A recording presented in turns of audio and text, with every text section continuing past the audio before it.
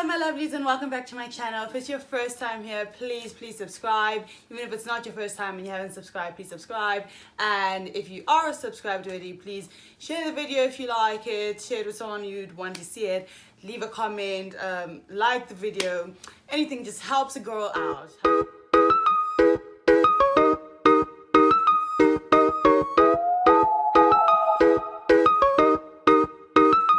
But yes, I am back. I hope in every video that I put out, I always say I'm back and I'm gonna be consistent and so I'm not gonna make any promises this time. I'm just gonna be like, I'm back, because this is proof of my existence and of me being back on YouTube.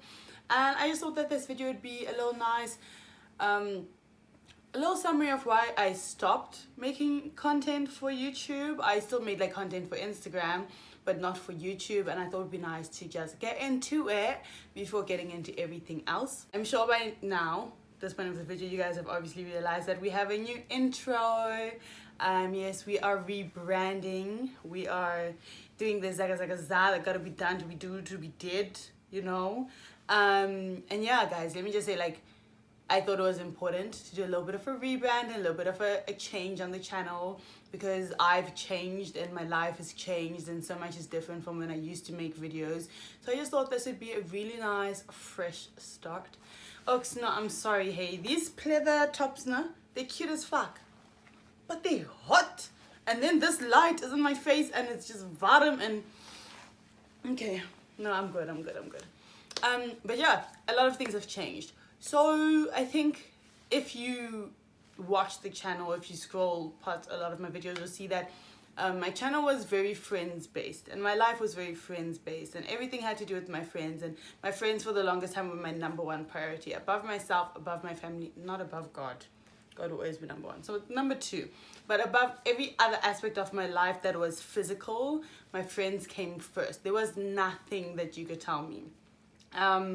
And you can see it through my socials. When I'd go to Groove, I was always with my friends. Like, life did not move without my mates. It just didn't make sense. And that was just how I was happy living my life.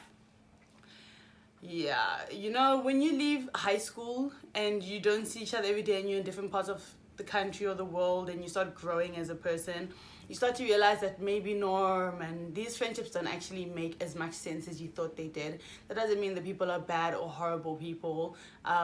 It's just that when you're in high school, you're placed in these little echo chambers where you're kind of forced to think the same as certain groups of people, because that's how it operates. And then when you're placed like far away from each other and you have to start adulting and learning how to look after yourself, and you have to determine your own views and whatsoever, you realize that no, we don't have the same views on certain things, we don't have the same morals, the same moral compass, and even just what you're in the friendship for becomes very different when you don't have consistent access to each other.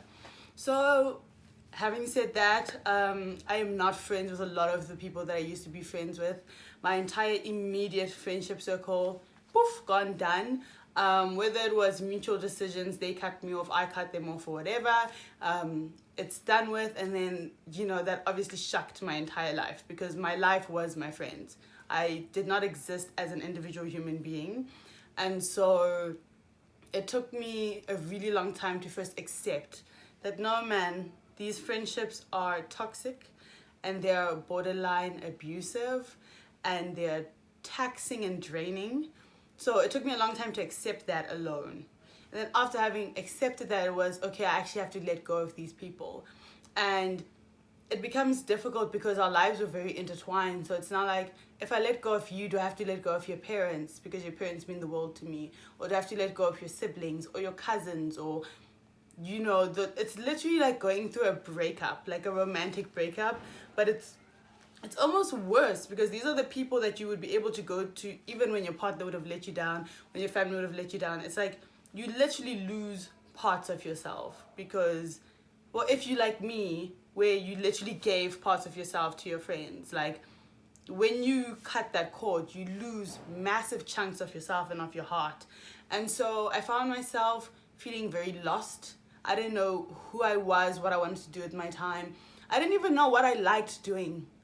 Can you imagine at 20 years old, I was now back at Skella and Stellenbosch.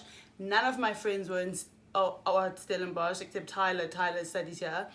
And now I'm placed here and I don't even know what I like doing with my time. Because everything that I used to do used to be to benefit my friends. I wanted my friends to be happy. I am someone who gives way too much of themselves and I need to establish those boundaries. So it took me a long time to be like, no, you're lost, bro. And you need to take time to discover who you are and figure out the things that you like doing and the type of friendships you want. And so I obviously had to go through a period of mourning. And in mourning, you know, you have the 5 stages of grief, and boy, did that anger stage last, because some people are so vindictive and some people want to talk shit on your name. They want to diminish your character, and they want to do things that they think are gonna make you act fucking crazy. Also that they can be able to justify their own shitty behavior. So it took a lot of strength and patience and time, because every time someone would do something, and when I say do something, people be like, how do you know it was aimed at you? Remember, you've been friends with these people for years. Like, I'm talking 6 years upwards. You know how people behave. So when people do certain things, I know what you're doing, bro. And it was stupid, but for me, it took a lot of strength to not act out and to not diminish my own character on their behalf. So I spent a lot of time indoors. I spent a lot of time off social media. At the moment, I don't have a WhatsApp DP. I don't really post on my WhatsApp status at all. On Instagram, I don't post anything personal. Even in my intro, you'll see that the only person that's in my intro besides me is my sister, because I mean, she's stuck with me. I'm stuck with her. We can hate each other and fall on whatever, but we're stuck with each other, just because I don't want to go through a phase where I lose people and then I have to reinvent myself and I have to reinvent things that are important to me, and I have to stop YouTube, because like filming is something that I love doing. So just the fact that I had to stop was like insane. Do you get what I mean? Because I had to take time to rebuild myself, relearn myself and all that stuff. And you know, in a way I'm grateful for it, because I had so much more time and so many more resources to feed into myself. So much has changed, like just the way I dress. It's not even like I have new clothes, but like I naturally have always stood out. Not in a like, oh, you're so posh way, but like I'm taller than majority of the people around me. My body frame is different. My body shape is like often sexualized by guys. So I naturally draw attention, and in the friendship circles that I was in, it was a problem to draw attention, because I don't know, it was just a weird toxic space, and it's only now that I'm out of it that I realize how toxic it was. And they were some of them, not all of them, were very possessive. They were very possessive, which was weird, because it was like they wanted the best for me in terms of like, don't put other people above yourself, focus on yourself. But it was like, don't put them above yourself, but put us above yourself, in a very covert way. It was very sly. So I started dressing the way I want to, and like I realized like how much I love dressing up and just looking nice, and started using things that I've had for years that I've never worn, and styles that I've never like explored, just because I was trying to like shelter the ego of people who didn't actually have my best interests at heart. And I say like I had a lot more time. Like I started a business that I've been dreaming of for 4 years, and like I was just able to buckle down and focus on it and just be like, this is what we're doing. I got my tattoos, which I've been wanting for years as well. So shout out to my tattoos. Just small things that weren't actually that small, but I thought they were never as important as those people, so I never prioritized them, you know. So I think, yeah, that's basically what happened. And a lot of the time I just wanted to come on here and rant and be like, God help me, because these people are doing stuff intentionally to try and break me or to piss me off or to prove a point, and it's becoming infuriating. Like, do you understand how hard it must be to be in this place where you lost and you don't know what to do, and you're just trying to grow, and then people are throwing shots at you, and people are talking shit about you on the streets, and people are trying to diminish your character everywhere you go, instead of just being like, nah, we're not friends, it's G. It's, oh, we don't really hang with her, she's not that cool. Oh no, you're talking shit. I know I'm that cool because I was the one taking us to groove. I was the one building our relationships in our circles, and now you want to. And it's not even about me being cool. I don't crave to be cool. That's not the thing. I don't like the concept of popularity whatsoever. But it's just, if you're going to talk shit, right, just be accurate. If you're going to be vindictive, that's one thing, but be accurate. Don't be vindictive and lie. You look stupid as fuck. And I just didn't, I don't want to engage in it. So it took a lot of strength and patience to not react, to not throw back shots, to not be like, oh, you think you're this, well, let's see whose dick is bigger. Like, I just decided to withdraw into myself, into my faith, into my spirituality, and I feel like I've grown a lot. Things have changed. I've become a lot more private, which is hard because the whole basis of this channel is transparency and openness, but I'm learning how to be private and still be transparent with you guys. There's just certain things, obviously, that I realize are my business, and it is like my business alone to have. It doesn't involve everyone, but there are certain things. So like tea times with C are definitely still going to continue. There's no ways we're not going to keep talking about how awful men are, you know.